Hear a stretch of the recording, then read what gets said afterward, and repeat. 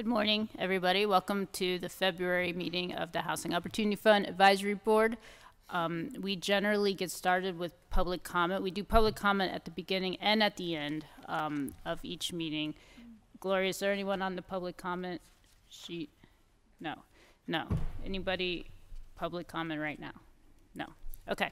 So we will go ahead and get started and call roll. Lena Andrews. Here. Jamil Bey. Here. Richard Butler. Here. Kyle Chinolopoli. Here. Joanna Dimming. Here. Jerome Jackson. Teresa Kell Smith. No. Majestic Lane. Not here. Mark Masterson. Here. Valerie McDonald Roberts. Here. Leslie Springs. Not here. Samuel Sue. Here. Sonia Tillman. Not here. Derek Tillman. Here.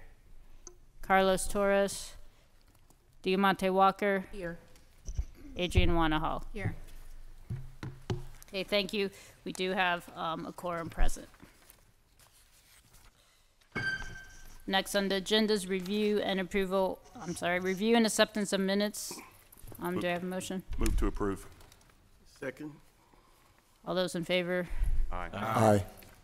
Any opposed? Okay, thank you. Motion passes. D, recommend the approval of rental gap funding for the residents of Wood Street and Oakland Planning. And Evan Miller, the policy and program specialist, is going to present these.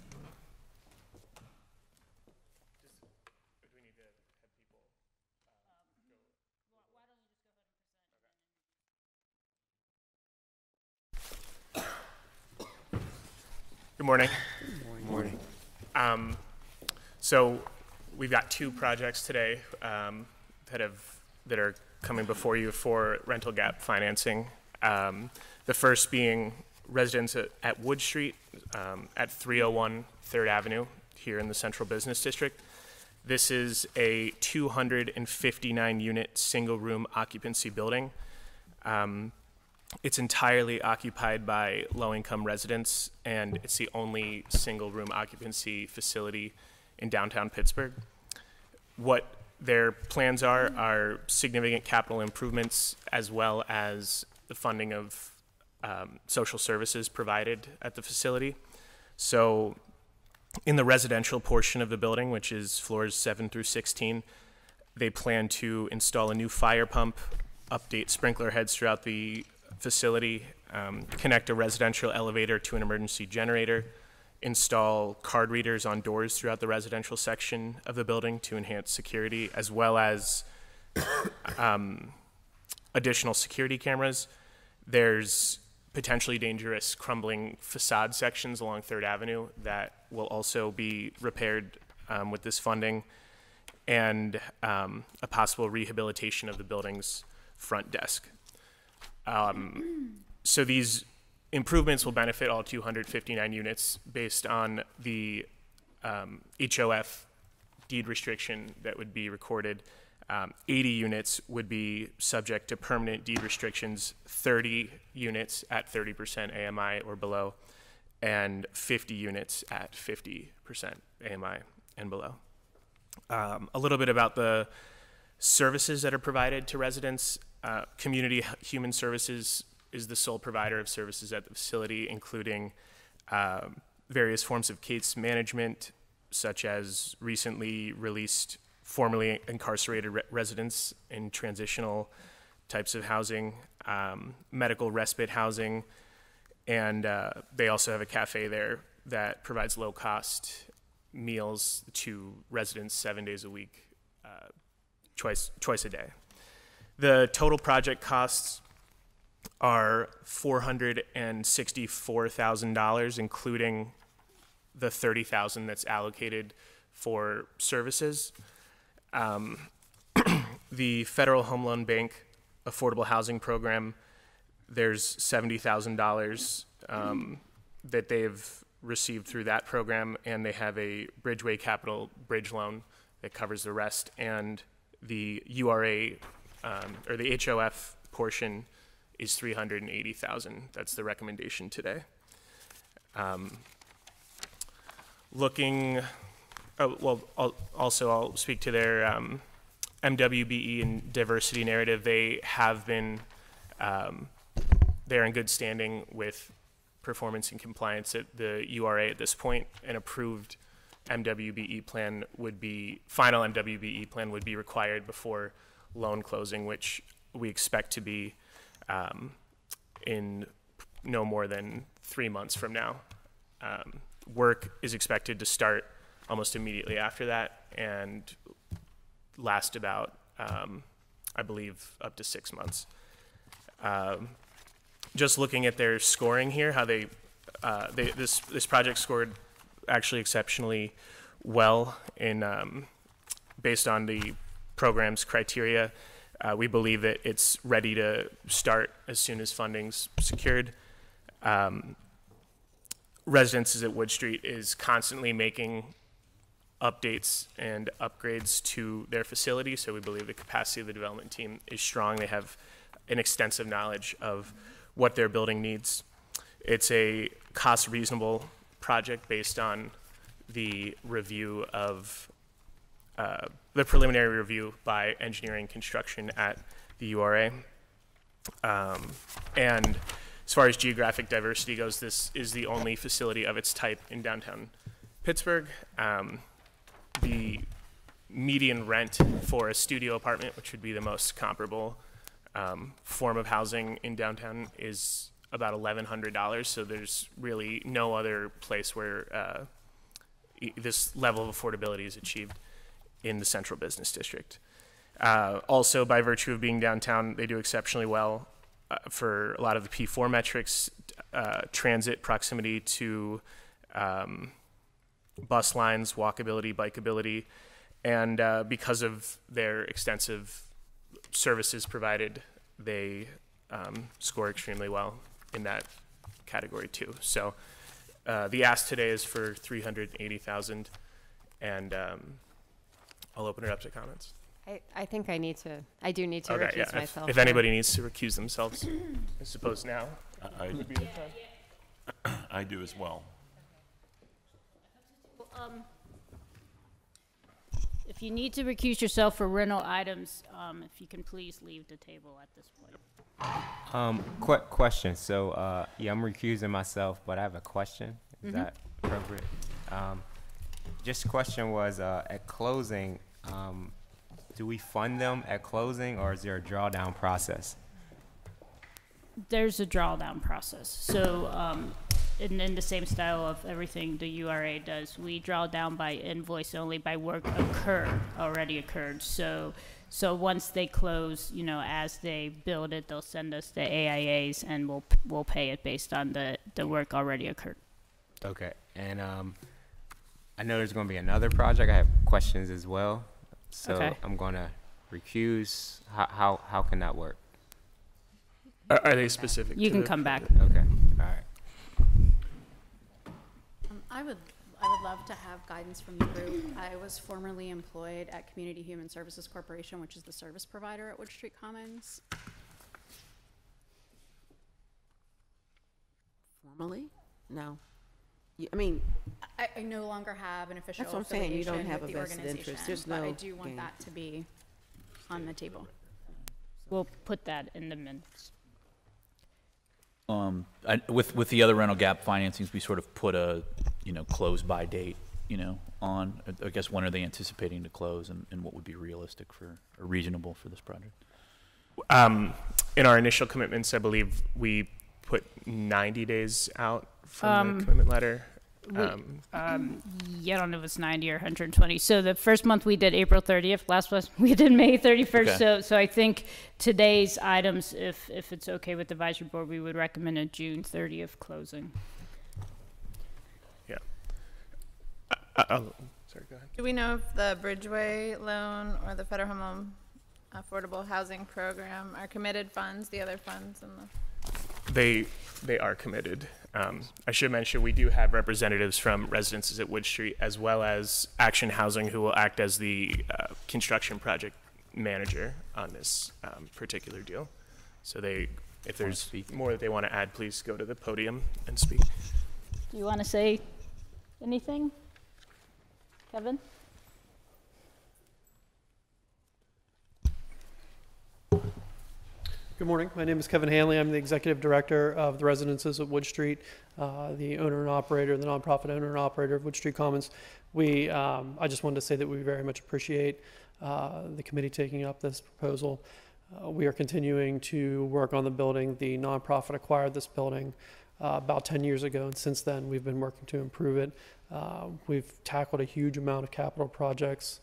We've redeveloped the commercial space to help generate income to continue to operate the building. We continue to partner with Community Human Services to provide services to the folks that live there. This is really a huge asset in addition to being affordable housing. The key, I think, to Wood Street Commons in particular is that it's supportive housing. And a lot of the folks that live there have not only housing needs, and they also have supportive service needs, and they can be met there. So we appreciate your consideration. Thank you. My name is Pat Fenton. I'm executive consultant at Action Housing, and I'm also a board member of the Residences at Wood Street. And I would just add on to what Kevin mentioned, that over the time since the Residences at Wood Street purchased Wood Street Commons, we have put in about $15 million in building system improvements of all types. And the request that we have in today is really for critical life safety issues, which I think are before all of you. And I would just echo everything else that Kevin said. And it's a unique property and a unique ownership structure that includes public entities along with private organizations. And so it really does preserve a critical asset for the entire community. So thank you very much for your consideration. Thank you. So do we have any other questions, or do we want to move for a vote? We got the requested amount and then the 380, sort of the difference within that. I mean, are they still able to achieve everything that they wanted to in the scope of work? So we talked with them, went over their scope. Really the suggested reduction is in part that they had included a 50,000 request for social services, but we had some concern that based on how they paid for social services, that would be kind of a longer period of time, between 18 months and 2-year disbursement. So for that reason, we reduced that to 30 for a year disbursement. Okay. So I have a question. It says that 230 of the units will be affordability D restricted out of the 259. I'm just curious, will the other units be market rate units? But that's actually an error. We actually meant to write 80 restricted units. So the entire building is affordable at these levels, but they have different programs that they operate in the building. Not all of them have leases. Okay. So for that reason, we're only actually going to record for 80 of the units, but the mission of the building and all their other funding sources and other contracts is such that the entire building will remain affordable for a very long time. Okay. Speaking of that, can you explain why the range in the affordability period from 35 to 99 years? The range is because on their application, they actually agreed to 99 years, and that is in spirit with the legislation, and we may close it with that, but we need to have conversations with the other lenders about what that means by doing that. So we just want to put ourselves some flexibility and to not have to come back to the advisory board if for whatever reason we need a smaller period. So that's why it says 35 to 99.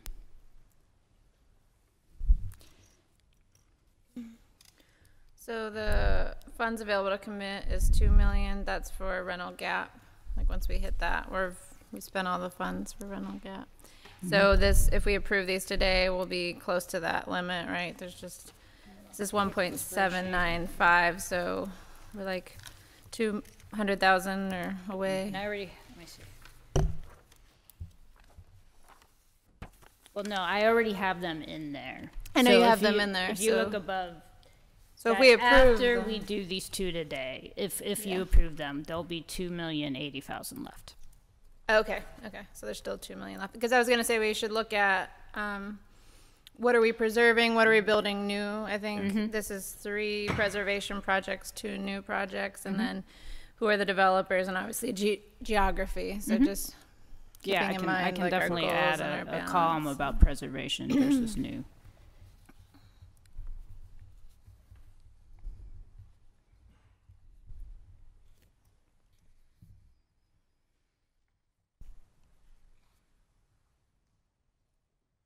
Any other questions? Would they have any other options to finance this? It sounds like they've been raising a lot of other funds in the past. I mean, they've done a pretty good job raising funds in the past. And in full disclosure, the URA has other loans and grants in this building and has, worked with them through several refinancings over the last 10 years. But through the course of that, they have had probably 20 different public, private, philanthropic, government sources in the building. So fundraising is something they do well.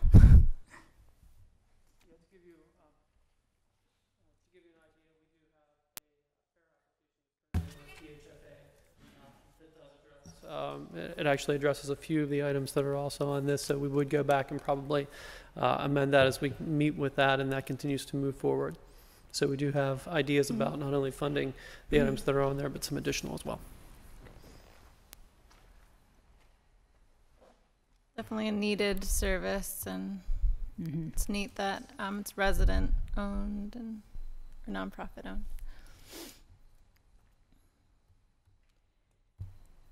Any other questions?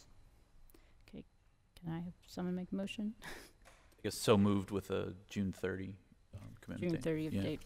Second. Valerie and Joanna, second. All those in favor? Aye. Aye. Opposed? Motion passes with a June 30th expiration. Thanks.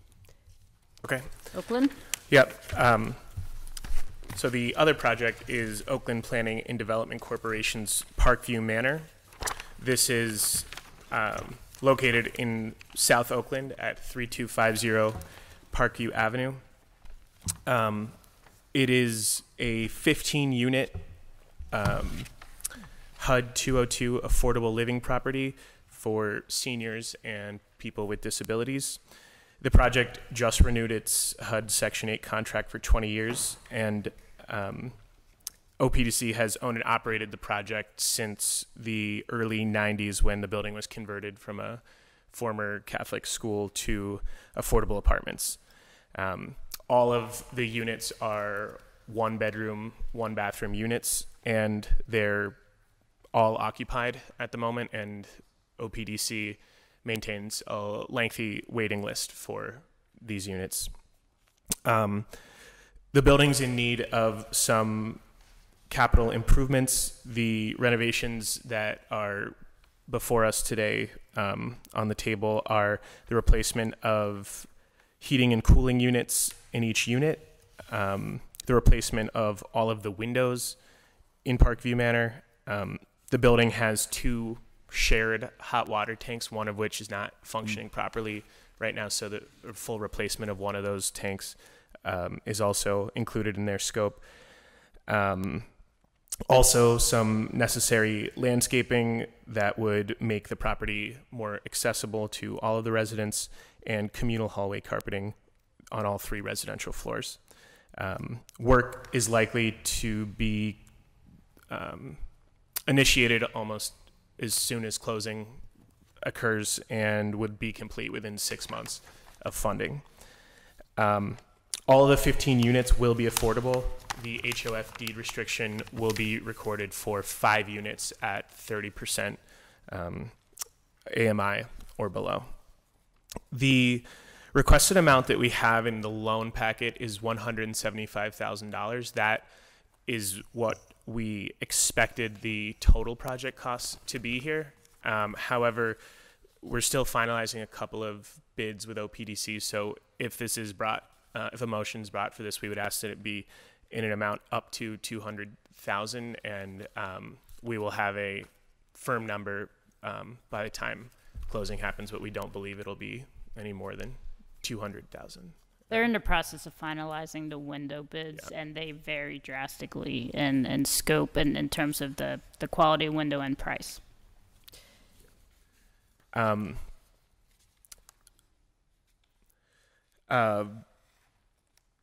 This project will be solely funded by HOF funds for these improvements that we hope are proactively maintaining the building so that residents aren't displaced down the line by deferred maintenance. The project is below the $250,000 threshold that would trigger the URA's MWBE review process. However, we'll be ensuring throughout the process that OPDC is being as equitable and inclusive with their procurement of labor and materials for this project. This is a project that they have a lengthy waiting list. There's clearly a need in Oakland for this type of housing, and we want to make sure that it remains in the neighborhood. They don't have services per se, but they are it's a very active property in the neighborhood. The South Oakland Neighborhood Group meets in their community space as well as a neighboring HOA. So they are extremely active in the community. Looking at their scoring, they did extremely well also in their readiness to proceed and their capacity of the development team. OPDC manages, I believe, a portfolio of close to 80 rental units throughout the 4 Oakland neighborhoods. These are improvements that are well in their wheelhouse, and they will be the project manager for this this project. It is based on Engineering Construction's review of their bids. Is a reasonable project cost-wise, and kind of got at it before, but the geographic diversity of this project, we've yet to see a project in Oakland, and there aren't many like it in Oakland, so they scored highly there, as well as in their housing metric because of the accessibility of their units geared towards seniors and disabled residents, and they're also proximate to quality transit, and their leadership and position in the community also scored them some points as well. So I will open it up for questions, and representatives from OPDC are in the audience as well to answer questions if needed.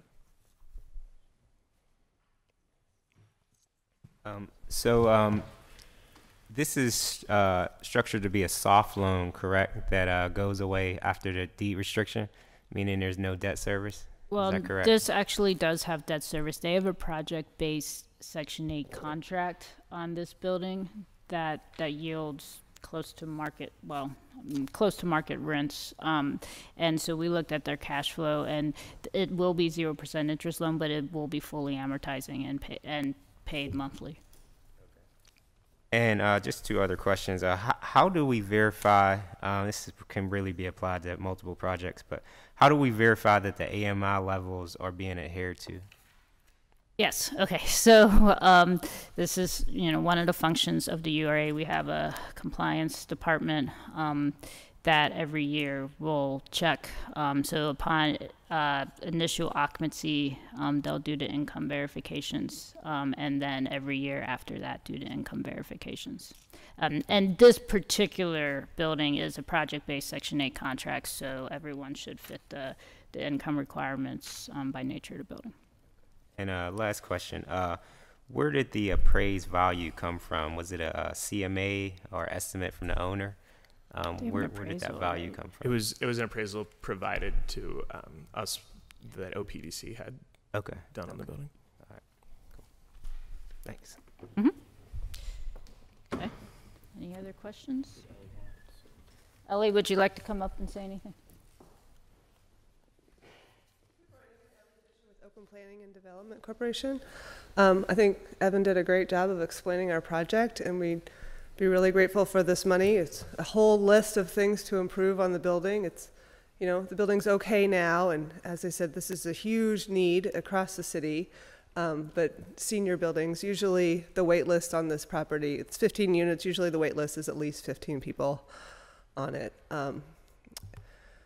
So yeah, we really appreciate it, and I can answer any questions, but it's good to go. And yet, like Derek's question earlier, we income qualify our tenants every single year. They have to give us their information. So we'll always have that information, be able to provide it, and it will be zero issues because we've already agreed through the HUD program to income qualify people. Thanks. Like on the affordability period, and I don't know if this will be better addressed by Ally, but the 30 years, I know the conversation related to the Oakland CLT has been largely for sale, but I guess I'd be interested if there's an ability, you know, for this to become part of that. You know, obviously it's rental, but it would still be an instrument to protect sort of long-term affordability, if that conversation has happened yet or not. So this is absolutely an instrument of our affordability program that OPDC runs. Right. We view our community land trust as for home ownership. Some community land trusts do include rentals in them. From our perspective, our rentals are, for the most part, board restricted and organizational mission restricted for affordability. This project is HUD restricted through the housing program. We just signed a new 20-year contract with them. Previously, we had been doing 5-year contracts, and those had all expired, and they said, do you want to do a 20? And we said, well, sure, that's our mission, no problem, right? Like, we don't have to do a 20, but we're choosing to. So it's our full intent to continue to sign long contracts to keep this affordable, and so I'm super happy to have a 30-year restriction on this. I see zero issue with it at all. Thank you. Would like to also make one more suggestion. Evan said when we approved the loan amount to make it between 175 up to 200,000 on the term as well. And this gets to Derek's question a little bit. There is cash flow on this building because of project base. We need to finalize discussions with OPDC in terms of the actual term based on the cash flow. We have a 15-year term here, but if we could take that 15 to 20 years, that would be good as well.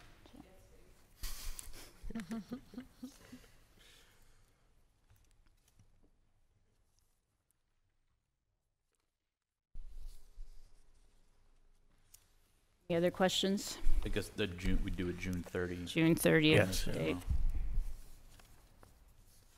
So then there'd be, to what's been presented, 2 changes: the loan amount up to 200,000 with a 20-year term, and then a June 30 commitment. Yes, yeah. Right. So moved. All those in favor? Aye. Anyone opposed? Okay, motion carries. Thank you.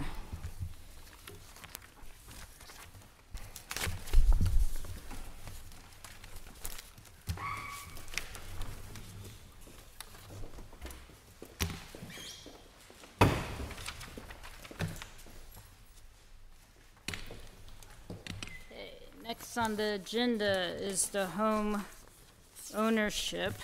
Let me get my papers. Yes, so everyone can come back that exempted themselves out from rental.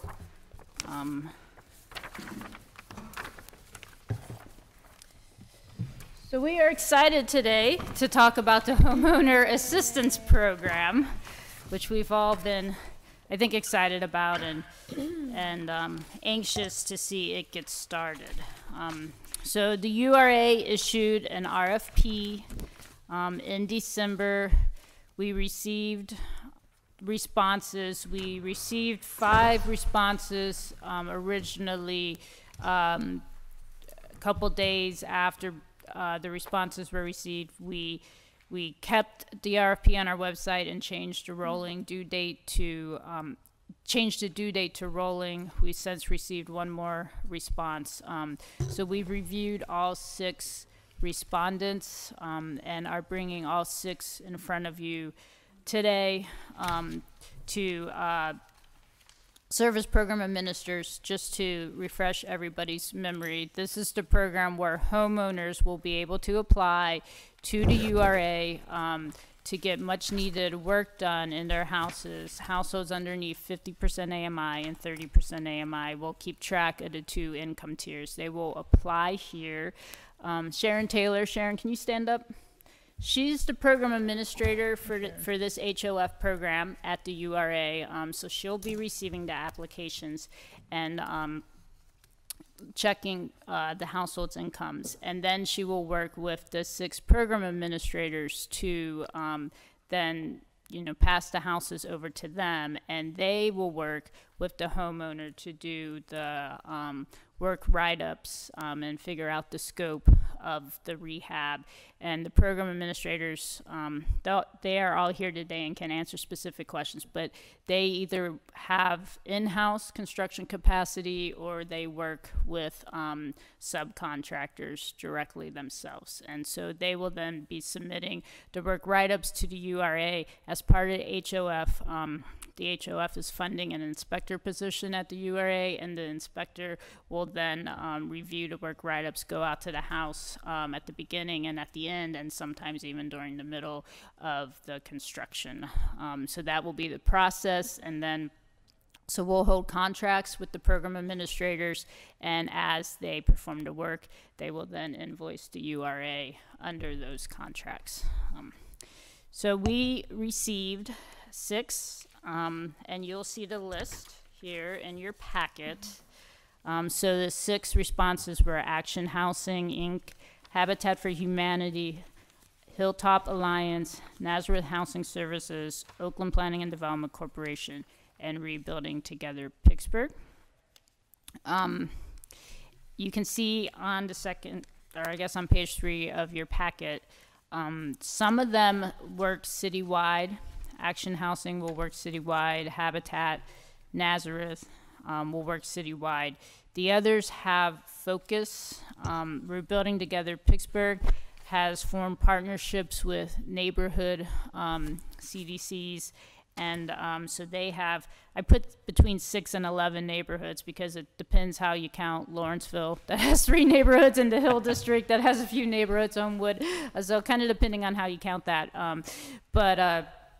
So they have relationships with Lawrenceville, the Hill District, Homewood, Fineview, Perry, and I'm forgetting one of them. Oh, maybe the Hilltop and Hazelwood.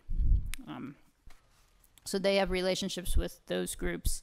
And then the Hilltop Alliance is situated in the Hilltop area, and they will work only in those 11 Hilltop neighborhoods.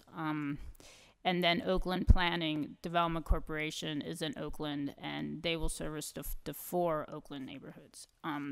So you can see the requested amount that they requested from us, and then what the recommended amount is. And in most cases, it was reduced really because of geography. We do have to service an entire city, so we need to make sure that the funds are spread out amongst the 90 neighborhoods. So if it appeared that the request was, maybe too large for a small geographic area, it was reduced down primarily because of that. And also, this is a pilot program, so we're not granting any contracts above 500, but there is some funding available in the budget. The budget itself is, I think, 2.23. We listed the RFP as 1.875 to leave 500,000 here at the URA for a couple of reasons. One is because the advisory board agreed to let households up to 80% AMI participate in the program for emergency water, sewer, and gas line repair. And when it comes to these emergency repairs, we thought it would it would make sense for the URA to keep those funds in-house to be able to respond, within a day or two of when the emergency happens. So that was part of the reason we kept some funds. Additionally, we wanted to be in a position to increase people's contracts if they're burning through them really quickly. Then we have a little bit of extra funds to increase people's contracts as well. It's also important to note that the RFP itself did include Tangle Title work, but we did not receive any responses specific to the Tangle Title work. So we have the RFP still up on our website for rolling, and have talked to folks in the community development field about this, and it is possible that we will receive one or two responses for this work in the future months, so we will leave it out there in case that happens. Are there any questions? Yes. So within this document, it says the URA will assign houses to the program administrators. How is the URA gathering or receiving houses to assign? So there's going to be an application, and it's not out in the public yet because we're not under contract with folks yet. But there will be an application. Bettina's going to speak to you in a little bit about all the public outreach she's been doing. So we are. A good part of her job is to make sure we get in all 90 neighborhoods with this application.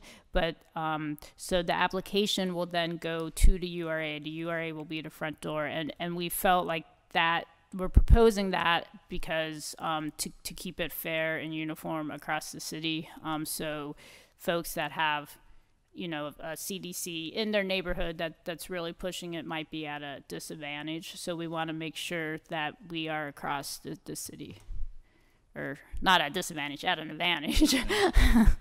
Sorry. I know there's still be conversations Yeah. and how that works, but I guess I like the idea of there being sort of a common application. But I know all of these groups sort of intake or get Yes. inquiries from homeowners Yes. themselves. So Yes. how we sort of balance those Yes. two things, and one I think more from the homeowner standpoint, so that we aren't asking them to fill out 2 or 3 or 4 Right. applications. So we've talked to some of the groups about this. So a couple things. One is if they have folks in their pipeline that seems like would fit this program, they can get them a URA application and send them in.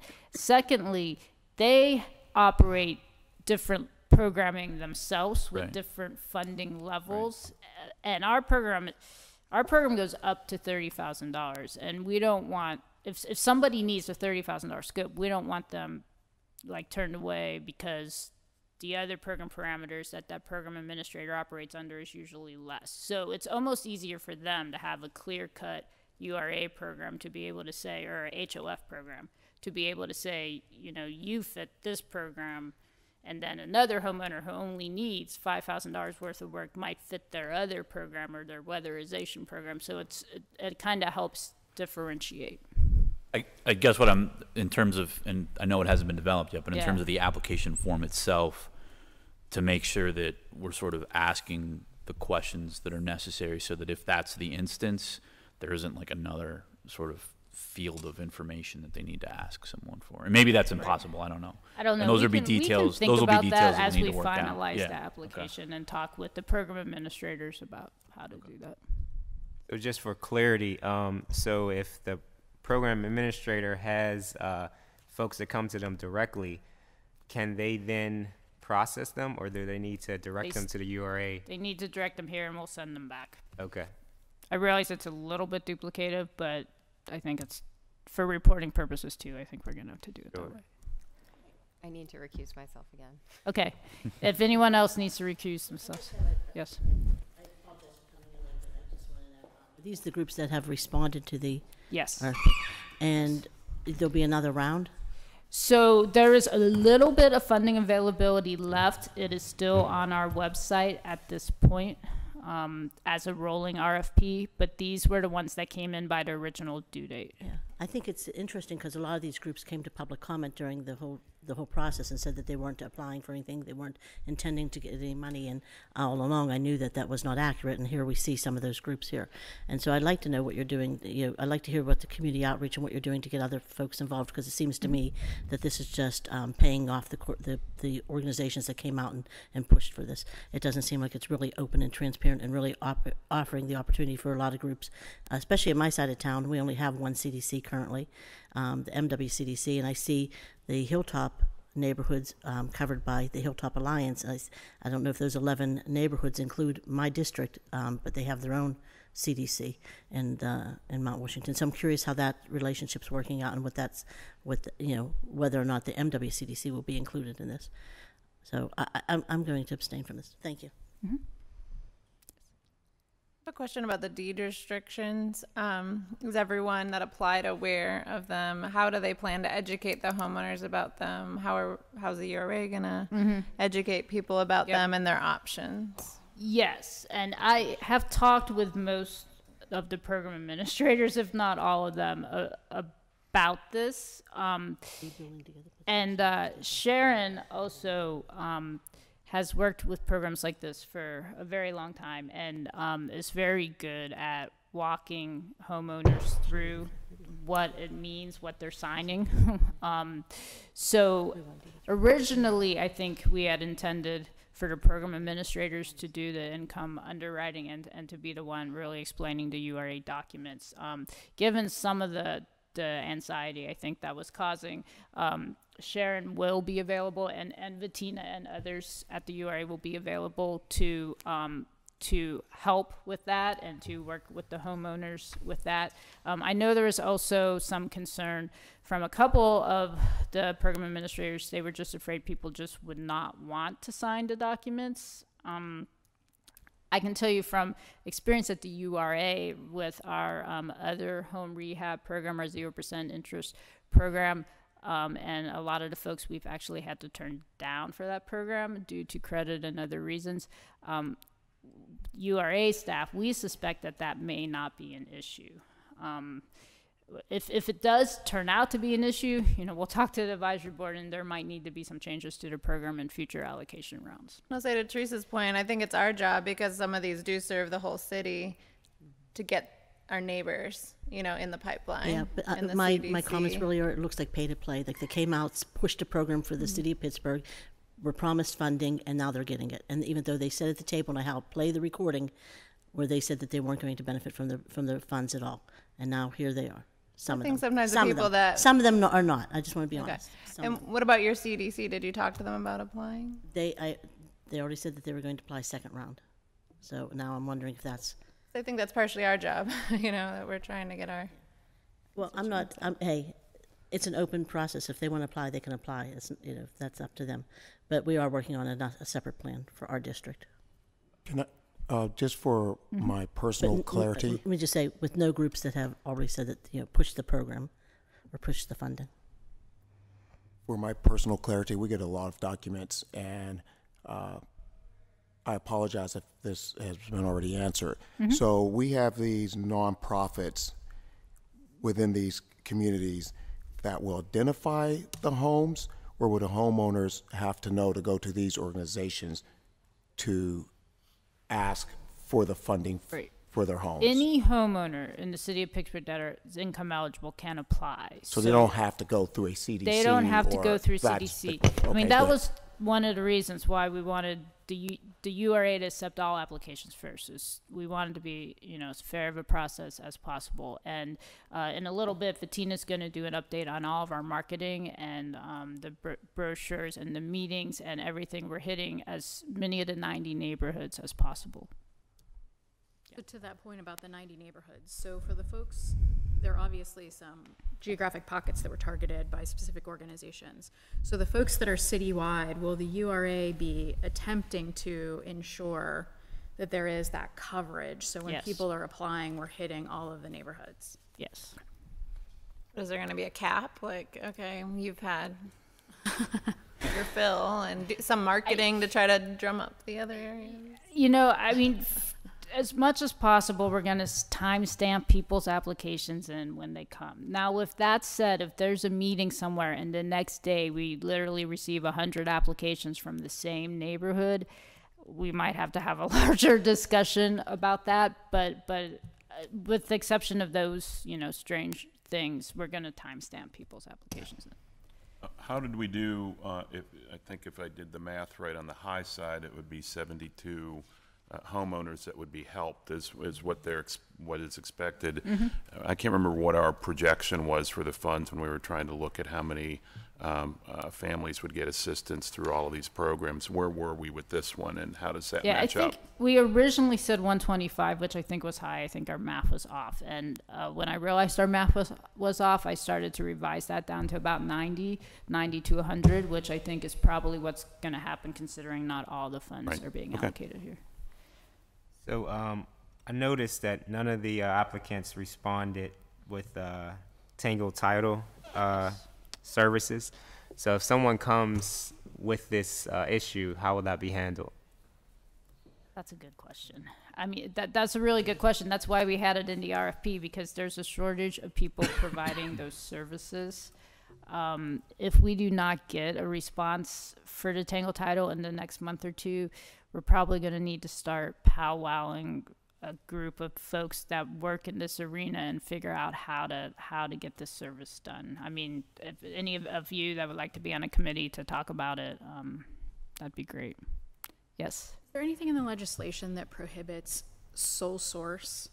If we don't get RFPs, for example, is there anything that would prohibit the group from going to an entity that actually does this work and requesting an expansion from them and granting funding? Because I know in some cases sole source is appropriate if there is no one else to do it. There's a rolling RFP on our website right now, so if anyone knows of anybody, make sure they're aware of the rolling RFP on the website, and then they would need to submit in accordance with the rolling But RFP. I'm saying if no one applies, do we have any capacity as this advisory to actually identify that there is an entity that does this work and actually speak to them in some kind They of way would that's still need targeted? to apply. Well, via sure, the RFP. yeah, but there is some, if we're not getting what Yes. we need, there is a way to do some outreach. Yes. I was going to ask Adrian's question, I guess, in a different way. I mean, is there a way that we could sort of solicit or approach legal counsel or organizations and just sort of have them as outside counsel for HOF, right? That's able to provide support. That's a little different, so I don't know how sort of that process would jive. Well, we'd have them in effect on retainer, and then in instances where this came up, or through marketing and community outreach, when we were made aware of residents who need this type of support, irrespective of whether they're, benefiting from other programs that we have, that we have then sort of a pool of resources to pull from and use, right? Is that something people would be interested in pursuing? We talked to one program administrator who already does that. So, Aaron, can you talk a little bit about what you do in terms of Tangle Title? We have basically a flat rate. It's $75 per will with an attorney, and we've also talked already with them about pricing for Tangle Titles, except we're actually doing a pilot of a dozen with neighborhood legal services, which turned out to be pretty close on the cost per. After this year, at the end of this year, we'll have a better sense of, how that worked out and which way to go from there. I'm sorry, I have to look away from you so that I can speak in the microphone, which is a little awkward to ask the question. But so I on the will side, I get that, and I know that's something that Dr. Bay in particular wanted to make sure that we were kind of doing proactively when we reach out. But there's always the instances that we'll uncover or be made aware of where someone has Tangle Title already, as opposed to sort of being proactive so that it doesn't happen later down the line, right? So I guess that's what you're saying you're piloting, Aaron? So right now we have a free wills program that kind of deals with the proactive side. But right now, what we're testing this year is the reactive side, which is the Tangle Title. But part of what we're going for is having funding to, while we're working on the Tangle Title, to also require that they get a will and to do some Band-Aid solutions that wouldn't be eligible under this program for the homeowner assistance stuff, but would be a mothballing. Yeah. Thank you. That was Aaron Sukanik with Hilltop Alliance. So, Jessica, you asked a question, and it kind of goes in line with what Adrian was saying. I think it is a possibility, something we can look at, but I still think it would be appropriate that they have to apply so we can review, ask questions, and make sure that, it's, done right. I would say, it may not be formalized, but to even have a informal conversation with the Bar Association, with the real estate section, and to make sure that they're aware. It would be nice to enjoin them, at least in the spirit, and oftentimes they may be able to make recommendations because it is the bar. So the real estate section, they meet every month for lunch. Okay, thank you. Anisha is really active with Okay. one of our council at the URA. So. Can landlords apply for this? No, this is a owner-occupied program. Okay. For the Oakland application, it has capacity. It says 15 points, and then it says 25 in the same line. Do we know which one That it might is be supposed to it. be? The 25 points is in the 15 line. Evan, you want to look at it? It was meant to be 15. 15, okay. Yeah, just because So- of the number that they had done in the past, even though they did more extensive rehabs, which is why they had a lower number, but that's why they got a 15. Okay, so slightly less capacity for Oakland and Hilltop Alliance, but not a lot of hiring and work to get up to speed. Just wondering if it says that, you may have to hire people and you have a track record, but you may need to hire people or get expand capacity. So there you go. I mean, Oakland and Hilltop are community development corporations. Yeah. The other four that applied are home repair organizations. Well, Action is home repair and development.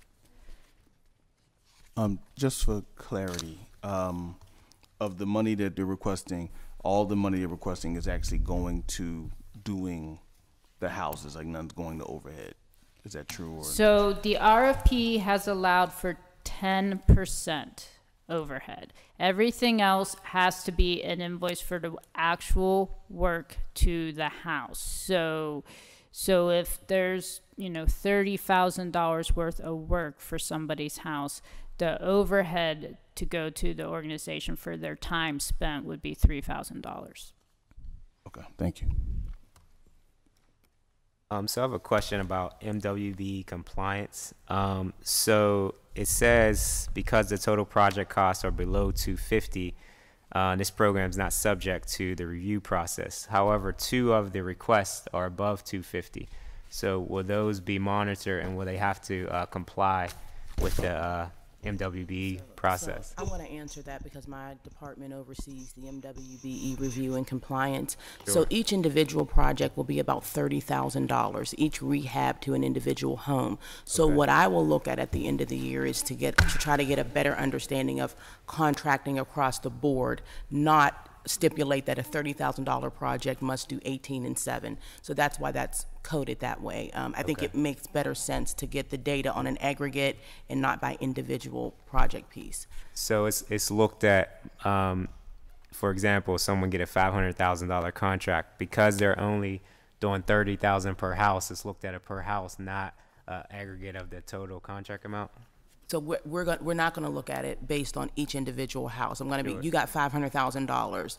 Were you equitable in your labor and contracting? That will Sure. be the overarching question. And we've already had meetings on how to set up the data capture for that, but we're not going to require individual MWBE plans for every single transaction. It's not feasible, but there will be data available about performance overall.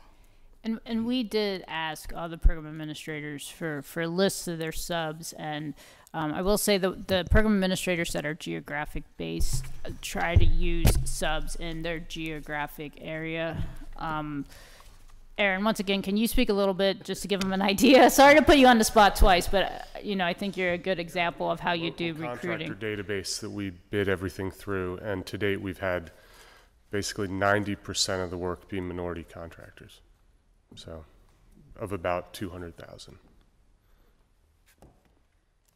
So I just want to say, I'm just curious about the capacity of some of these organizations with, I know with Rebuilding Together Pittsburgh, every time we call, they have a waiting list, and, currently to help people. I don't know if they'll have the capacity to do some of this work. And I mean, I don't know. So, and I'm familiar with the Hilltop Alliance, and I know that they're doing amazing work in the Hilltop area. And I trust they'll be able to do what they say. And I've referred folks to Action Housing before, but I mean, in Habitat for Humanity, I mentioned before that, I had a lot of concerns with the work that they've done in the city already, with some housing that we had to, really battle. And Richard can testify to this, that, and this was a previous administration, it was before Dr. Slaughter was there. So I don't know if it's changed at all, but I know that at the time, when we did some research, there was houses that they had worked on in Florida that had collapsed. There was houses in our district where the front porches were bowing. The residents had complained about the foundations in every one of the homes were cracked within a year. And so it was just a lot of shoddy construction. So I'm curious, as to their capacity now and whether that has changed at all under, I anticipated it probably has with Dr. Slaughter. But I'll be honest, I'll be concerned about giving any funding till I know that. We reviewed the applications and are comfortable, but we have the representatives here today. You reviewed the applications, but you were unfamiliar with the issues across the city of Pittsburgh, and that happened in the Hill District. And there was issues in the Hill District back when Tanya Payne was in office. She told me about. And there are issues in my district, and then as we started researching, there were issues in many places. And so I just want to be very clear that I want to make sure before you give somebody funding, because if I hear that something happened, I'll make sure I come back and talk about it. That we're making sure that we're working on, safe, quality housing, not just throwing things up quickly that are going to fall apart and leave residents to pay for that down the road. And that's what happened in this case. They paid $104,000 for homes that they could have purchased in the area that were solid homes for less. They paid $104,000, and within a year, their foundations were all cracked, their porches were bowing, there was black mold on the windows, and I can go on and on with the list. So I want to make sure whatever we're doing something quality, safe, and healthy for the family. Derek, can you maybe speak towards how you plan on administering this grant? Absolutely. Derek's with Habitat for Humanity. Derek Morris. Good morning, everyone. I'm Derek Kendall Morris with Habitat for Humanity, Greater Pittsburgh. Teresa, yes, I personally am aware of the issues that you're referencing. I know since that time we have implemented different practices to ensure the quality of the work that we're doing. As far as the homeownership program, we employ third-party inspectors on every job that we do to date to make sure that the quality of the work is meeting the standards of the homeowners and our standards as well. And then on the home repair side, which is what we're referencing today, we've been doing home repair projects since 2012. We have a strong track record of quality and satisfaction with the homeowners that we've worked with. And we'd be happy to share success stories and homeowners who have had good experiences with us over the last few years through the homeowner assistance program that we operate. You know what I'd really like to hear is how you handled when people did have concerns, because one of the reasons I am so angry about this is when residents complained, when the people that were in the homes, 5 homes, complained, Habitat for Humanity tried to evict them and said that they were out of their lease. They came up with all kinds of excuses. And so that's the reaction to you're going to have complaints, and I understand not everything's perfect, but it's how you respond to those complaints that matter. When you threaten to evict somebody, my blood boils. And, all they wanted was a safe home that they paid for. That's all they wanted. I don't have knowledge of the specific homeowners as far as how that was dealt with at the time. It was horrible. But I do know how we deal with complaints from homeowners that we're currently working with. We do have a process. There is a complaint phone number that they can call at our office, and then we do have staff members that are assigned to go out, meet with those homeowners, find out what the issues are, and then we work out a written plan to address those concerns.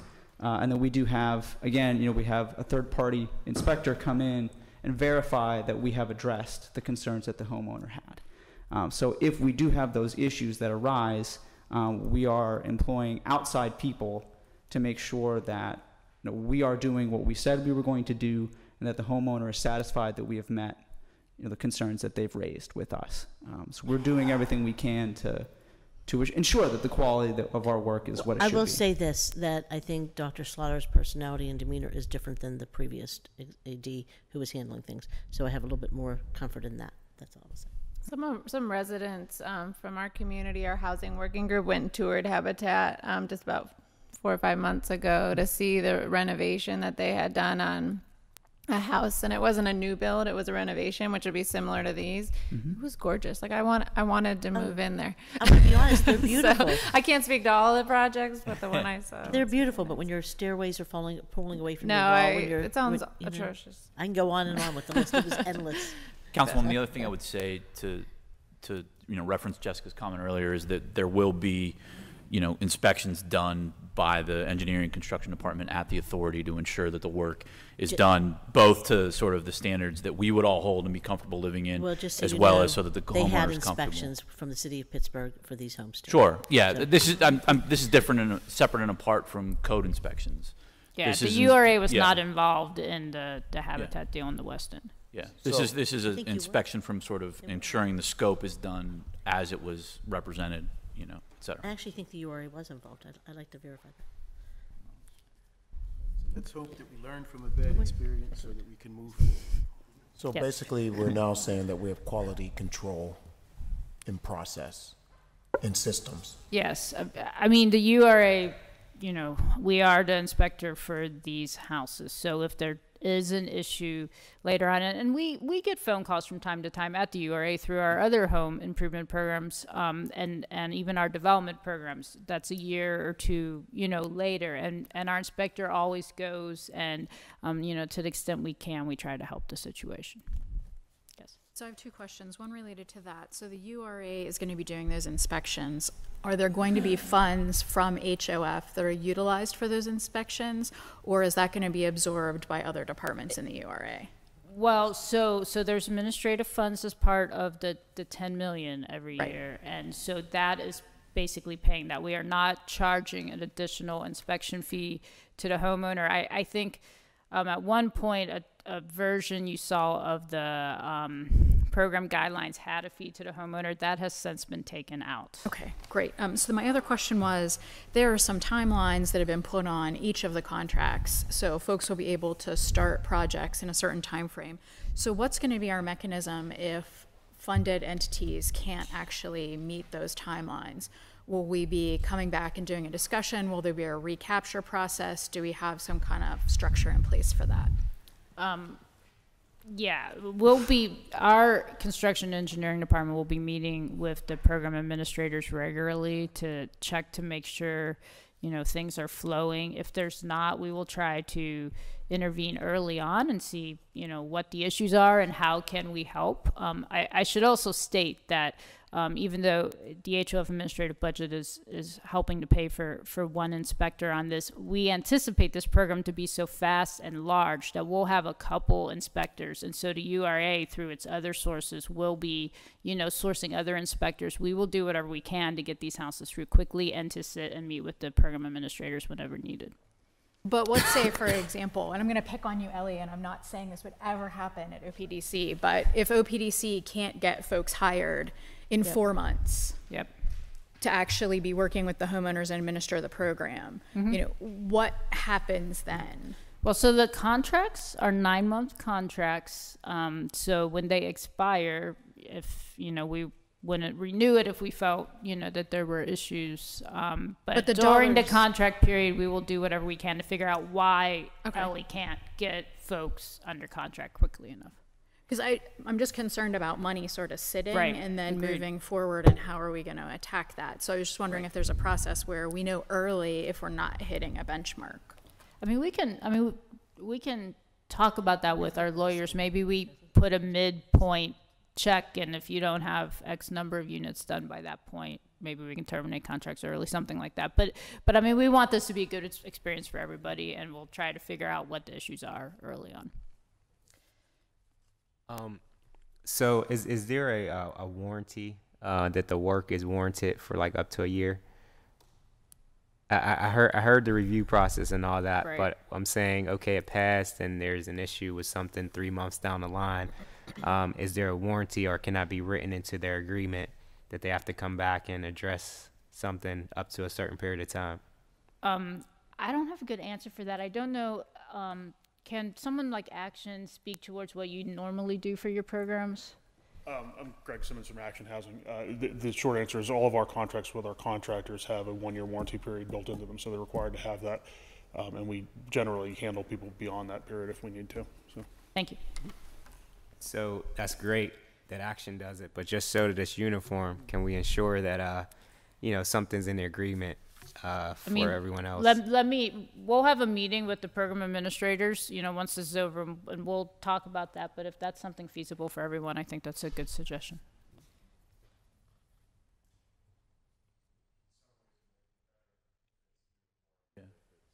Exactly. Yeah, Of course, it's voluntary.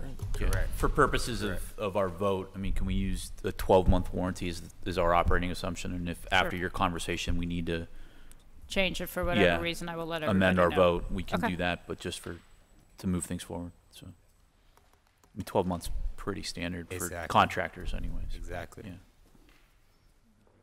Eric, go ahead. RTP. Building together Pittsburgh.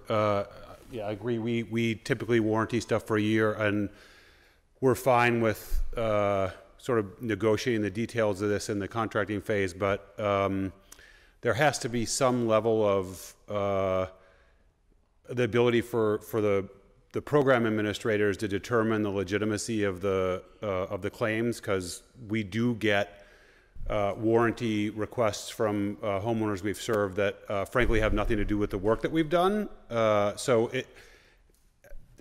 and we get a 10% administrative fee on this, which is tough for us to sort of cover our costs. So there needs to be some flexibility there. We stand behind our work. If it's something that we're responsible for, we're going to make it right. But that's not always the case. So. Right. I mean, that's why we'll have inspectors involved as well, and together they can work with the program administrators to try to determine, the claims, if the claims are valid. And clearly, it would only apply to the work that they performed, not anything that didn't connect to that. Are there any other program administrators that would like to speak? I mean, we should at least introduce you so everyone knows. You met Habitat, Derek. Eric is with Action Housing. Aaron is with Hilltop Alliance. Ellie is with OPDC, and Eric is RTP. Okay. Thank you all so much for agreeing to participate in the program. Any other questions? Motion that we move on these contractors with the 1-year warranty. In this 6-month period of, are they supposed to do this in 6 months? They have a year. 9-month initial contracts Okay, with the 9-month ability initial to contract. extend if needed for valid reasons. Second. All those in favor? Aye. Aye. Anybody oppose or abstain? Abstain. Councilwoman abstains. Anybody else? Okay, thank you.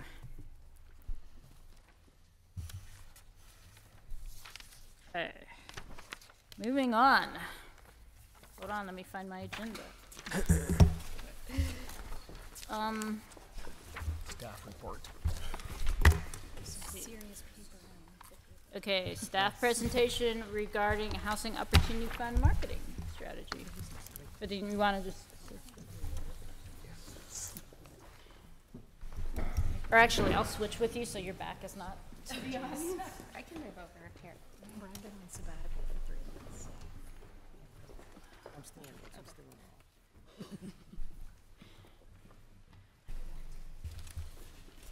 You can actually go to the next So I'm here to discuss HOF marketing and community outreach. I'll first start off actually with the HOF logo that we've developed. If you can also go to the next slide.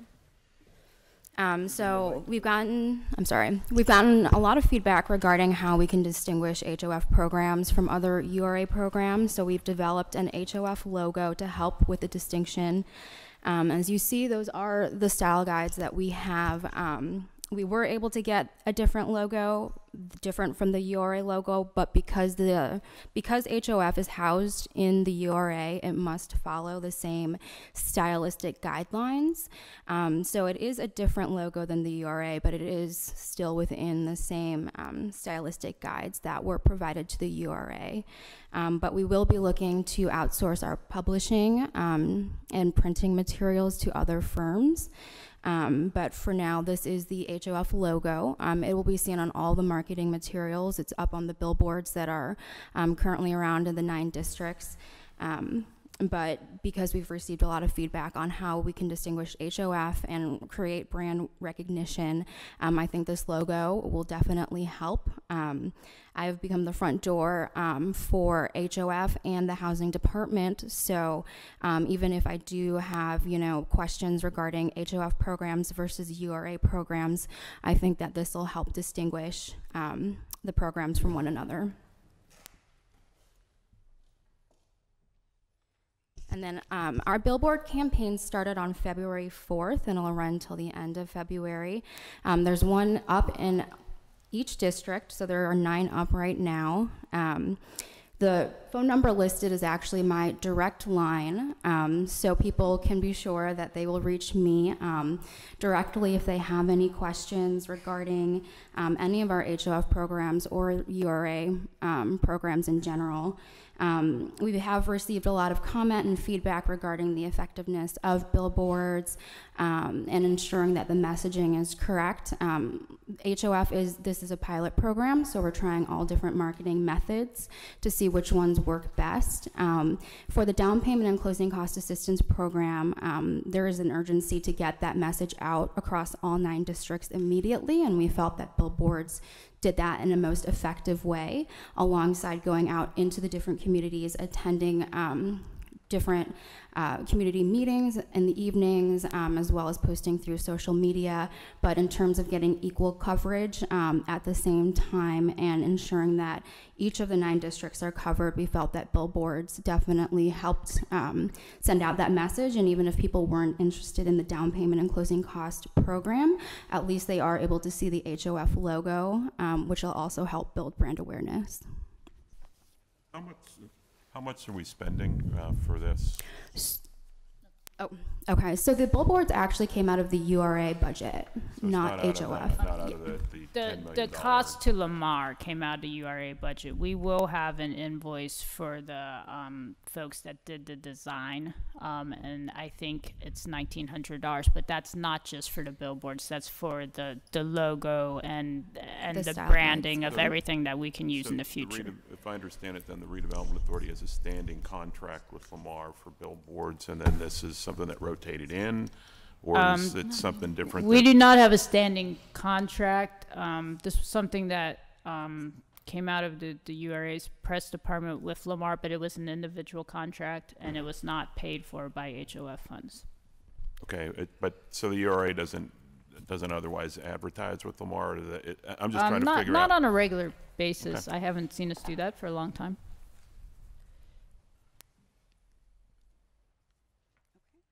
Any other questions about the billboards or the billboard campaigns?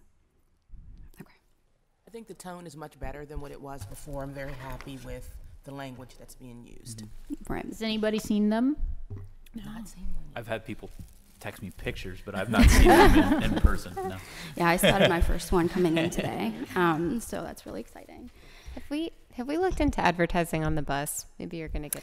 Yeah, into so this. we've looked Okay. into advertising on the bus. The issue with that, though, is that the buses do go outside of the city, and they don't follow a consistent route. Each bus, they alternate routes throughout the week. So even if we did try to target a specific neighborhood, it's not guaranteed that that bus is going to How about the stay. bus shelters? That's what I was going to ask. So we were waiting on also It's approved. the city is renewing the contract with the bus shelter, so we are still waiting to see who the city is partnering It with was that. just passed. Yeah, so we're going to look into that last too now week. that it has passed. But we have considered that as well. But when we implemented the billboards, that was still uncertain. And then I know last month we had a conversation too around whether it's adapting the sort of graphic design that we've done for the billboards, but having them as sort of flyers or posters that we can share with churches and libraries, you know, et cetera, and other community assets to kind of push that out at a more grassroots level. I know that was some of the discussion that we had, you know, with our partners at Pittsburgh United and other places. So have we made any progress on that front?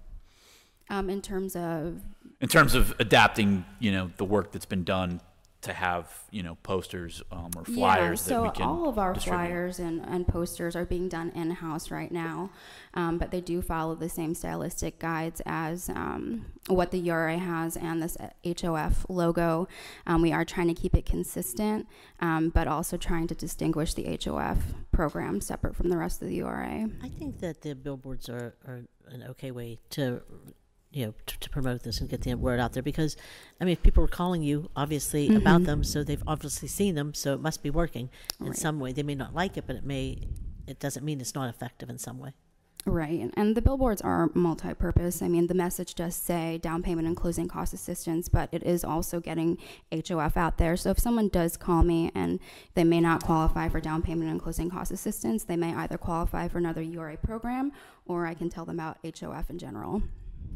As a follow-up to Cal's question, so are we actually implementing the marketing to churches and organizations, like sending them the flyers and posters, et cetera? Yeah, so I'll touch on the other additional outreach that I've done, but I have been canvassing different neighborhoods. I've been focusing on the West End specifically because our first community feedback meeting is coming up next week. But I have been going door to door to businesses and churches and other organizations, and then also partnering with other community leaders to pass on the message and posting it in their communities as well.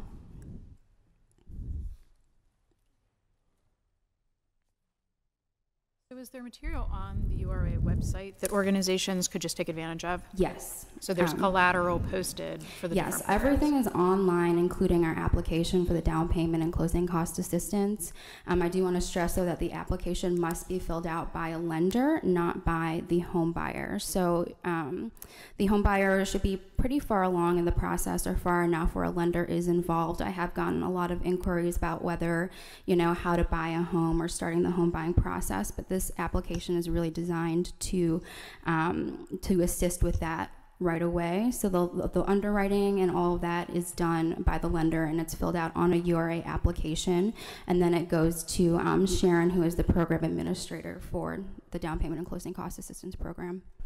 And have you contacted David Feiner and the city cable communications for posting possible? Okay. Yeah, so it will be on Nextdoor. I have been in conversations with posting it with the mayor's office and through all the other channels as well.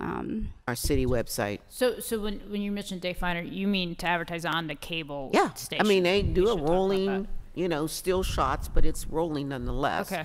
Yeah, and that's people do watch that cable channel. They do. I just want to point out real quickly that we, you know, always go towards churches and community groups, and when we're trying to get the word out there. And I mean, a lot of times people aren't even attending church. If you've noticed, some of our churches are closing. I mean, there's not a lot of attendance in some of those places. So sometimes I wish we think outside the box, and athletic associations are booming, bingos are booming, you know, senior centers, different places that we could think outside the box, PTA meetings, events where kids are performing, that kind of stuff, places that we can So we also did have a Not meeting the with easy targets, but the Federation of Teachers as well, to help push out our message. They do employ individuals from all around the city, from all different districts. So it's not just focusing on these community groups, it's focusing on organizations that have citywide coverage as well. And a majority of our community feedback meetings are actually hosted at senior centers. Yeah, unfortunately, teachers have residency, so not all of them live in the city of Pittsburgh. So that may be somewhat of a useful tool. I'm just saying, just always think outside the box. Just something that we learned that I need a I didn't response. know until we met with them is the paraprofessionals have to live in the city. And It's custodians, required. but they're trying to get residency too. So that may change shortly. Right. Bettina, to the point of the lenders being the ones that actually fill out I mean, just for everyone's sort of benefit and the public's understanding, the potential homeowner can still take the application to the lender. It's not that we're saying, sorry, the lender needs to contact us. It's here's the application, take it to your lender. Yeah, so that is also why it's posted on the website so that everyone has access to it. Those who don't have a lender yet, I do advise and I do send them a copy of the application so that when they are ready, they can give it to the lender. And the lenders are also aware. We've been in meetings with the bigger banks and the smaller community banks as well, so they're aware of our program. So it's coming in from both ends, either from the bank, either directly from an individual or from the URA.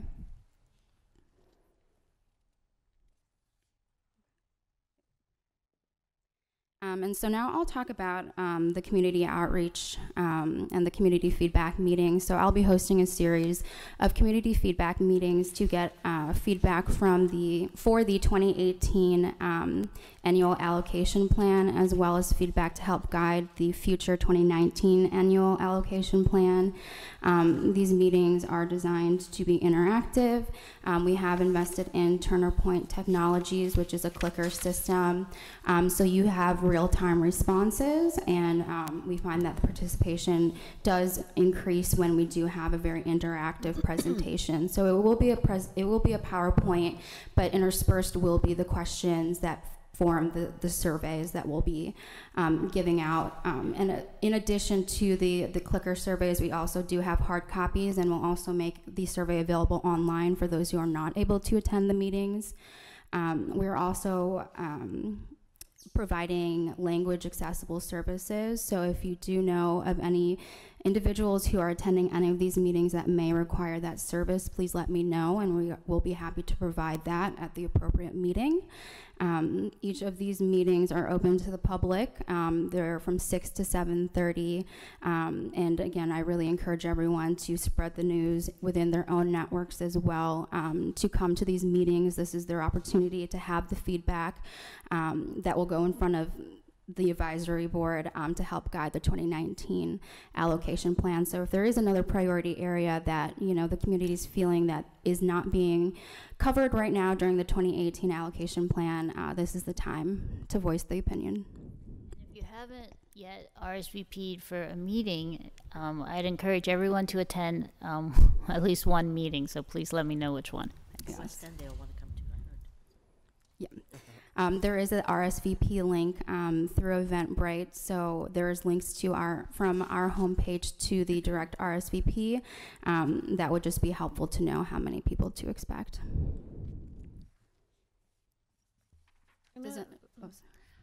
Thank you for all the work you've been doing. I think the click thing will be pretty neat as a way to engage people. And I appreciate that we have staff because it makes our job easier. But I was just encouraged us to think about these meetings as, our meetings, not necessarily, the URA department meetings or Bettina's meetings, but, there are meetings where the advisory board, that's thinking about this stuff. They're the community's meetings. They're the ones that help push this legislation. So if there's a way that we can just, I think, frame it a little differently, that like we're the hosts and we need to show up and be connected to people and help them to know that this is their meeting, for them to be a part of this. So just a little shift. Does anyone else have questions about the survey or the technology? Okay, so we just had the announcement of the 2019 allocation plan meetings. And then, you know, after we have the meetings, I'll be scheduling, probably subcommittee meetings like we did before to talk about the specific programs themselves. Let's see. Okay. We skipped G, review of expenses to date. So in your packet, let me find mine. There's a 3-page document showing the commitments to date. So the exciting news is the down payment closing cost assistance. We'll have the first closing, I think, next Friday. And we have a couple others in the pipeline to close in the next couple weeks. I think we're going to get to a point pretty quickly that the URA is closing 2 or 3 of these a week, and might even speed up at that point. We had meetings with lenders, and we had meetings with the Realtors Association of Metropolitan Pittsburgh to talk about this program as well. Quick question. So to that point, how are we thinking about branding success stories? Yes. Like that, or buildings being completed, you know, kind of. Right. I heard about marketing for getting the word out, but on the backside. Yeah, I think maybe we can talk in a future month too about getting a committee that works with Vitina, a committee of advisory board members that works with Vitina on this very point. Sure. Vitina, do you have anything else you want to say to that?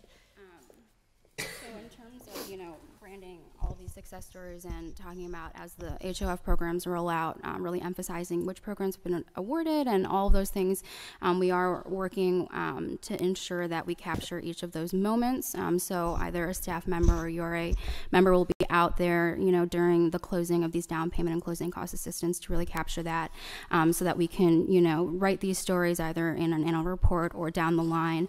But they are definitely being emphasized, especially since this is HOF's pilot year. We do want to celebrate every single award, and it is being documented and tracked.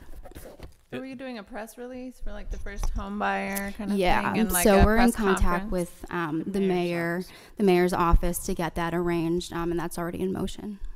The other thing I would suggest that we just started doing at the URA board meetings is sort of having a dashboard or announcement section at the beginning of the meetings, where, you know, last month it was CIE. I think this month it'll be our new markets tax credit, you know, affiliate, but to sort of highlight and show those at the beginning of the meeting so that we do that. And then, you know, similar to what Vitina was saying, there's complementary pieces to that, right, that we push out either through social media, through press releases, et cetera.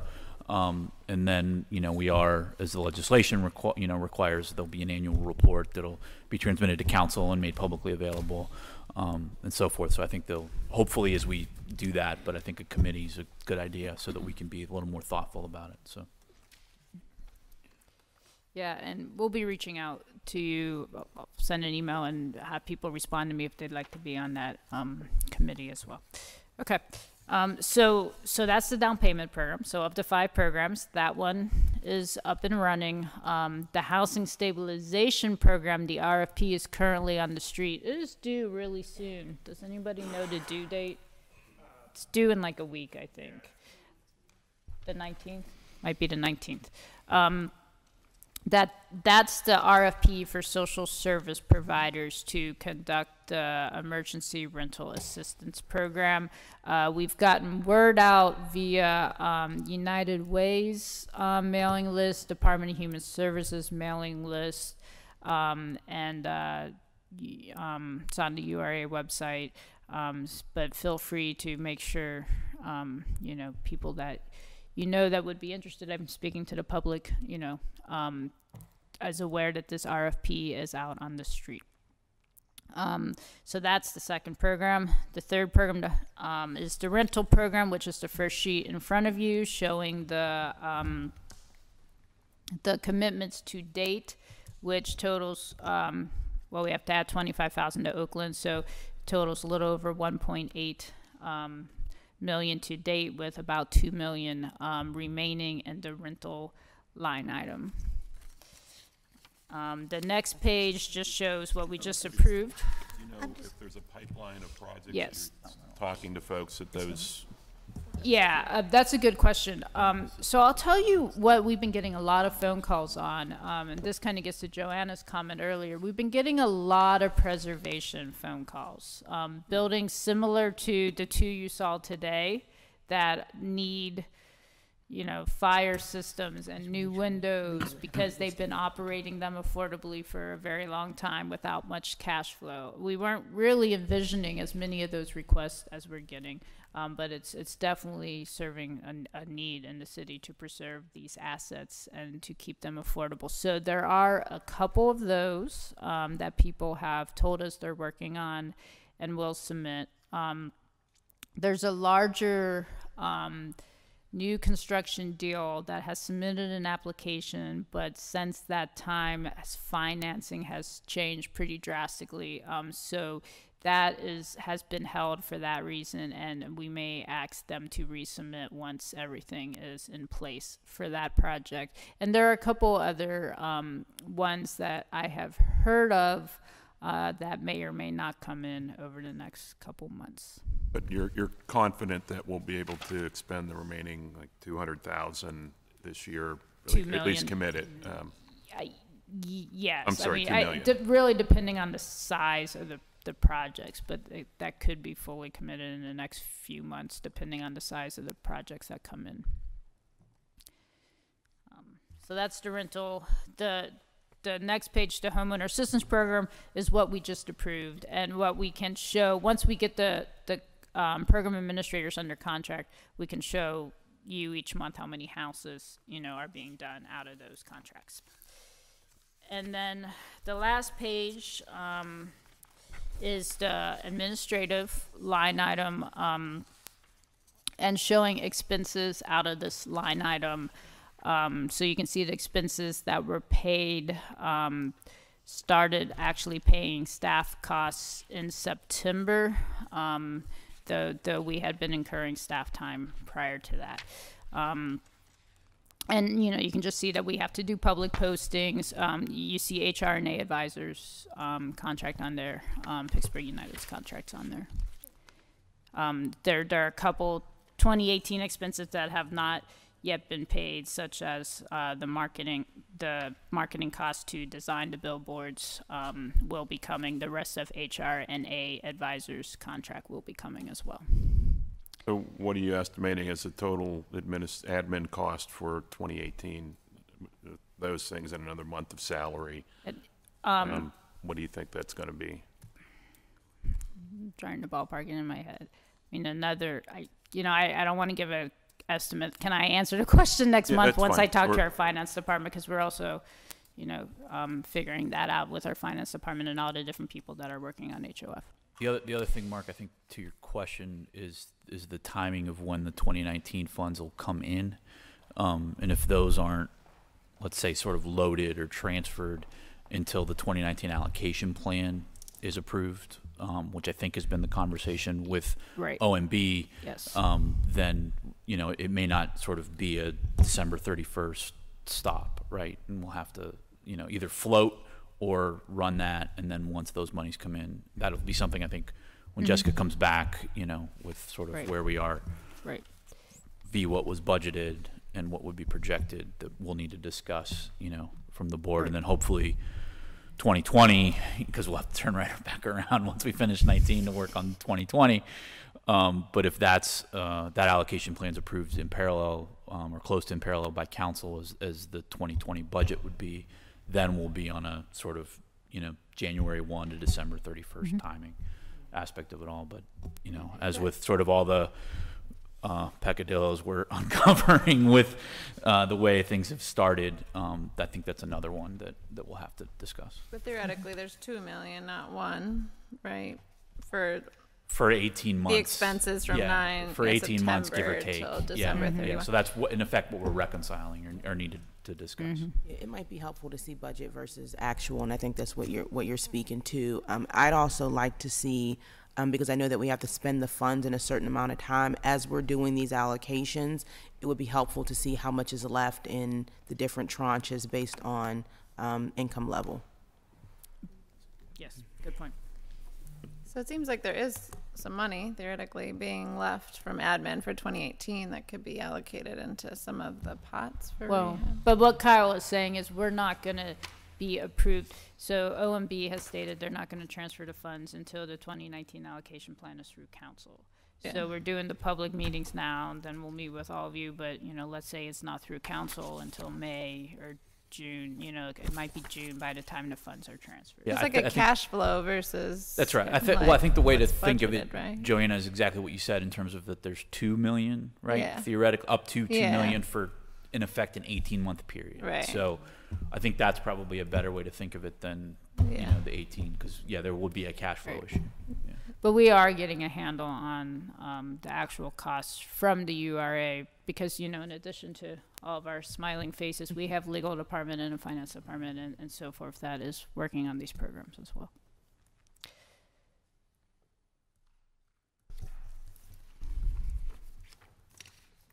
Okay, any other questions on that?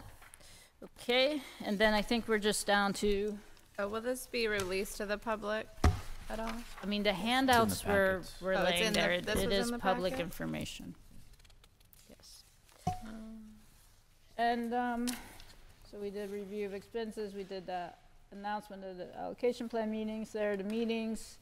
And we're to other businesses. Anybody have any other business?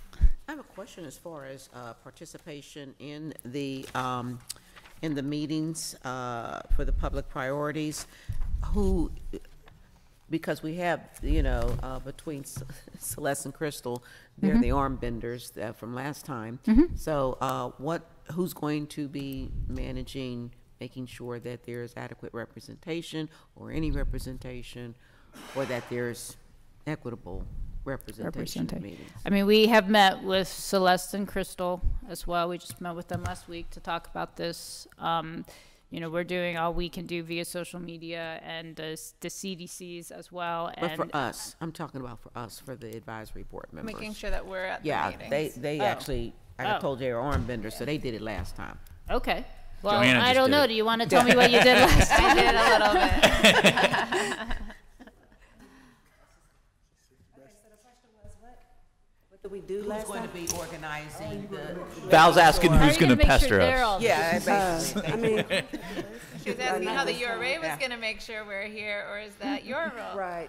So we're not getting paid this time. We were contracted last time, and we're not this time. Fatima was hired to conduct this, but I know for myself, I will try to be at every community meeting. Volunteer work, as I call it. I know Celeste doesn't like that, but and I know you gave me the look. So the question was how do we get you guys there, Fatima? How did you get them? We know how we could get you there, but that's not our job. So Between Bettina and I, we will be checking in with all of you. But I would really like all of you to put on your calendar at least one meeting. I'll attend as many as I can, but that February 14th is Valentine's Day. I'll just point that out. Lena has already offered to attend on Valentine's Day. At the Kingsley. Along with hopefully a lot of your My neighbors. husband may want me to go to that instead. So Yeah. I think it's great that we have Bettina. I mean, she's going to do so much for this fund. I just feel like I don't want to lose the grassroots element. And I think that the more, like, if we support Bettina, like, she's going to do amazing. And then if she was able to partner with Pittsburgh Exactly. United to do more of the grassroots on the ground Exactly. work, it would complement each other so nice. And she would feel like she had a support system in addition to us. I guess the Exactly. question is, you know, is the ability to contract. Maybe we need to think about a slate of potential outreach partners that we can call on that have that grassroots emphasis, so that we're making sure that it's being equitable and that people who are doing the work aren't doing it at their own cost. I mean, it costs something to go out and do this, and it shouldn't be volunteer work if there's resources, but we just need to make sure that we have a appropriate vehicle to do that. I second that. Crystal is a private, right, Crystal is a private consultant. I Yeah. get paid for Pittsburgh United, Crystal does not. I don't. I created CJ Consulting as a community liaison in June of 2018, so I am a contractor. So if y'all need help, I'm here. Like, I come to everything, right? I'm not getting paid for it. So that's me losing Henry out. Pyatt's looking for somebody for a position and doing that for another initiative he's working on. So we'll have to make sure we mention that to him. Yeah. Mention your name to him. But of course, Pittsburgh United would contract and do outreach. That's what we do. So we're around. I mean, to that point, there seems to be money in the budget. So how do we? Is a motion necessary, or is that just an administrative? So I'd actually like to have a conversation about this because I don't know that the outreach was all that. And I think that we need to make sure that we're outlining the criteria, what our expectations are with outreach. Because I think you can have meetings all over the place, and if you have 4 people show up that actually, or the same 4 people attending, I think we have to set goals. Like this is where we want, to reach. And I want to be honest, organizing's hard. I did it a long time. And so I understand sometimes people just are overwhelmed with the information. But I think setting some criteria would be helpful. But their track record speaks for itself. They had some pretty strong turnout. We did. Thank you. Right. Plus to build the network. I think having those relationships, one thing I learned about organizing is you can't pop in. It takes time, right, to build those relationships and to build up the momentum to tap into. Yes. So I think to be able to build off what they did, we might be doing ourselves a disfavor. Even if on one hand, we put out an RFP, we see who can do it, we're losing a history and a longevity of that we could be building on. And I would like to move that we do work with them and contract with them to complement the outreach efforts, not just for these meetings, but to turn people out. So, but I think the I think you better challenge is do an where RFP. I would say the URA has specific provisions about how to contract. So we would, while I support the notion in general, I think that we need to do an actual procurement process and open it up and not make the decision at this table. That would be my But recommendation. that didn't happen initially, right? That's what I'm saying. And that's because we didn't have official protocols. And what I'm saying now is that there are official protocols, and I would caution us against making that kind of decision on the fly. I think we need to be a little bit more deliberative and think about it and make sure that that piece of it is equitable. So we have their schedule starts next week. That's what I was just going to say. I mean, Yeah, I think the there's time to have done that would have been Right. 6 months Yeah. ago when everything else was up. And extend our we're doing so much of this stuff ad hoc because of the timing. But the one thing that worked really well, having gone to the majority of those community meetings on input last time around, was the turnout at those meetings. It was diverse. It was geographically diverse. It wasn't, at least the meetings I was at, and I didn't get up to the one in the south or the west end, but every other one that I was at, there were 20 to 30 folks there, and it was a real dialogue.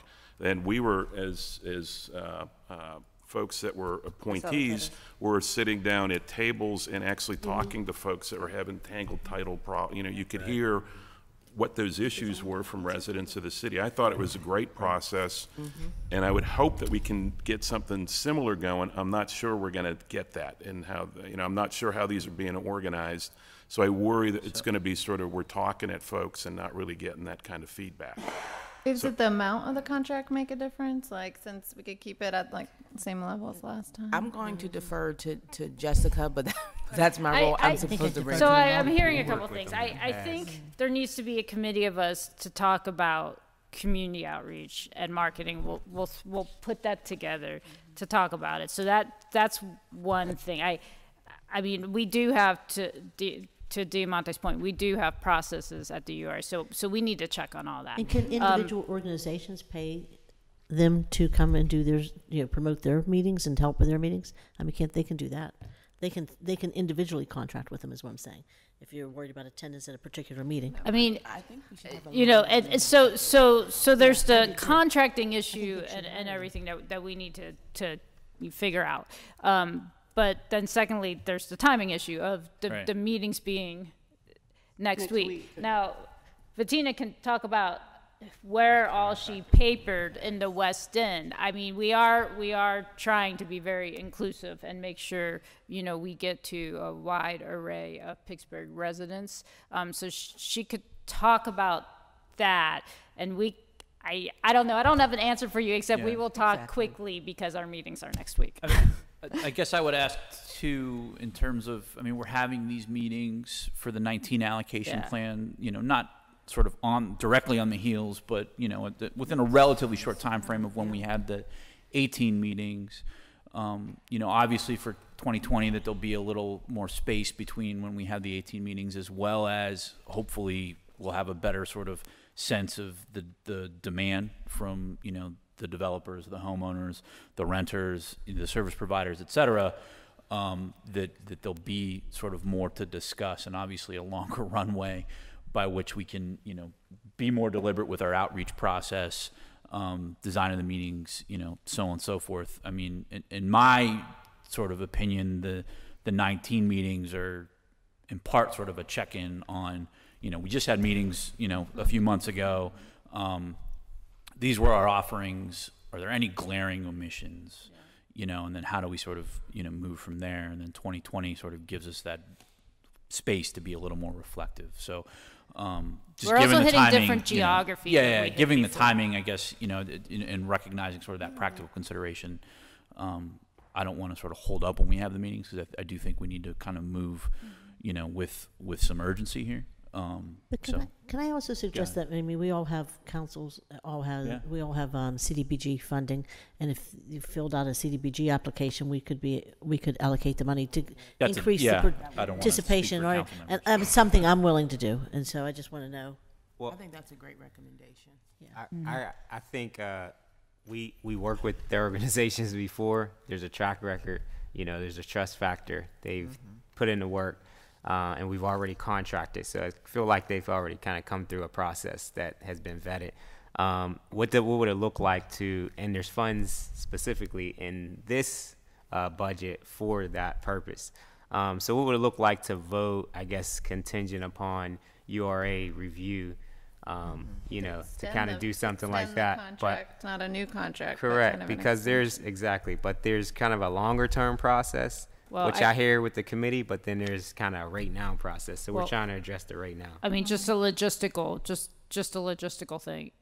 To extend the contract would take them over 20,000, which means they would have to go to the URA board, and the agenda is already in the works for February. So I don't think that could be a possibility just logistically. So what about the maker of the motion? Could you amend your motion to basically ask the HOF/URA staff to pursue and explore a way to engage the community organizations and let them come back to us? Because I agree, probably an extension, but I hear where you're coming from. There's a procurement process. There's a procurement process. So I mean, we did logos, and so I don't know. I mean, if we're talking about some intentional engagement around these 6 meetings, I mean, you may be able to do something that's well below the threshold. You know, because and then you could have a longer conversation around what that looks like for a larger procurement. But if we're talking about making sure that we can be effective in this particular engagement, we went out and got logos made, and I don't remember that coming to the table, and it's probably a similar cost. I mean, I don't want to speak to your costs, but if the concern is value and the data that will come out of this, I think that takes precedent over a protracted procurement process. That would be my. So that's what I'm saying. If you mentioned a committee process, so a process to come back, but you basically understand where the board is coming from. Okay. So amend the motion that URA and HOF staff will continue to explore this issue, find a short-term solution and a long-term solution, building off the experience of Pittsburgh United. Second.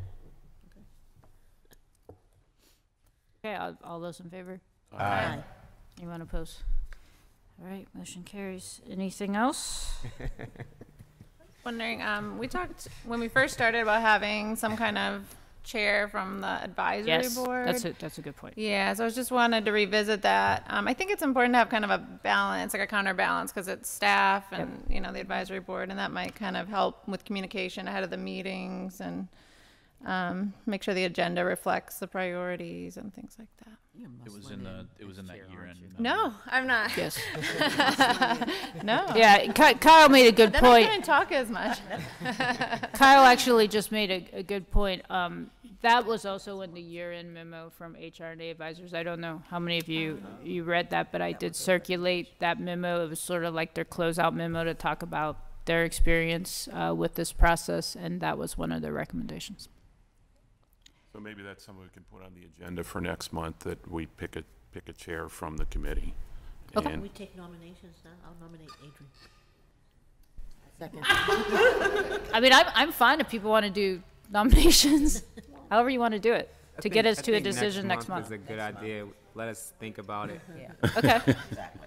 Okay. Perfect. I will gladly hand over this gavel. Does anybody have anything else? Can I hit it for the last time then? Until I pass it off to somebody else?